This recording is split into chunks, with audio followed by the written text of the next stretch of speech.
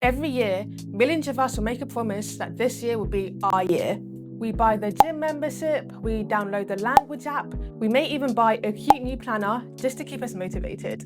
However, at about January the 15th, most of us have already quit. If this sounds familiar to you, I want you to know something. It's not because you're lazy or broken, it's literally just your biology.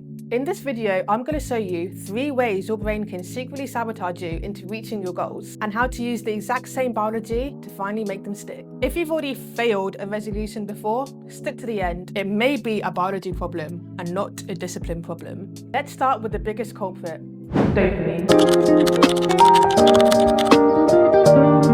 So, dopamine. Internet culture has kind of turned dopamine into this villain. However, in reality, dopamine is just your brain's way of tracking, was this really worth it? There's a concept in neuroscience called reward, prediction, error. So before you start your new habit, your brain will predict how rewarding it would be. So you might picture the good grades, the six-pack, a lot of money, that kind of stuff. But then it's actually time to do the task. The reality is actually doing the work is often more boring or more painful. So when the actual reward is lower than the expected reward, your dopamine neurons will fire less. And that's your brain's way of saying, this activity is not profitable. Let's literally just stop doing it. And this is the moment your resolution dies. So it's not really a lack of willpower, but your brain is just doing basic maths. The payoff is not worth the cost. So to stop this, stop visualizing the goal and start visualizing and rewarding the process. Give your brain small guaranteed wins so the math stays positive.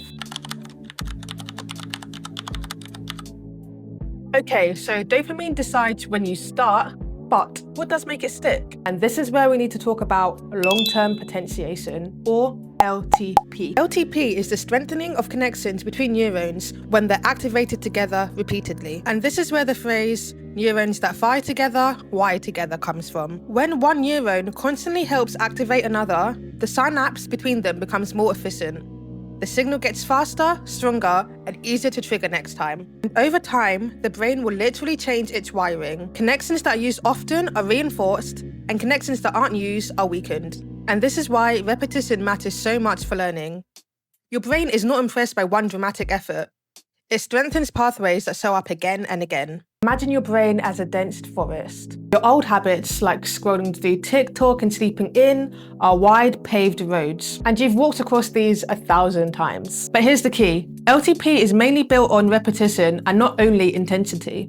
So by doing one crazy 12-hour study session doesn't build this pathway straight away. But by doing 20 to 30 minutes every day, this will build a superhighway. Your brain doesn't care about how dramatic and intense you are on January 1st, but it does care about how you repeat this behavior on January 2nd, January 3rd, January 5th, and so on and so forth. And last but not least, let's talk about why you normally quit about 8 p.m. or when you're stressed.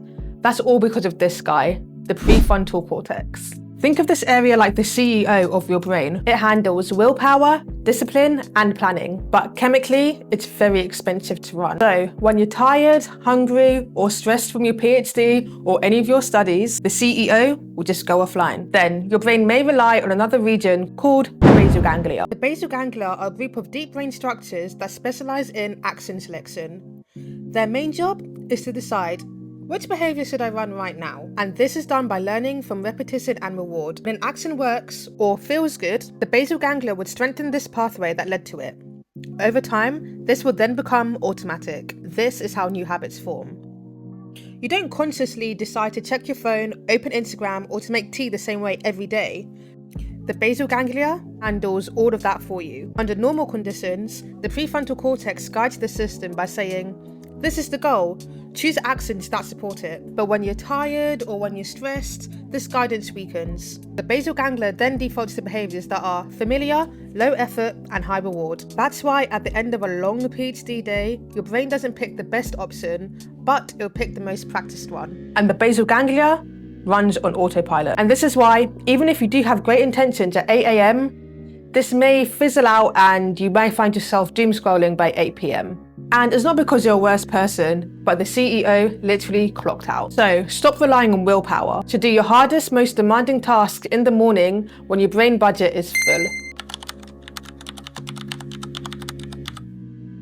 So if you actually want resolutions that last past January, do these 3 things. Don't rely on dopamine and enjoy the small wins. Focus on repetition to build LTP and respect your brain's energy budget. For 2026, I'm focusing on going to the gym at least 3 to 4 times a week, doom scrolling a lot less, and not going on my phone first thing in the morning. So nothing too dramatic, but I am trying to be consistent. If you're applying these tips, comment your #1 goal below. See you in the next one.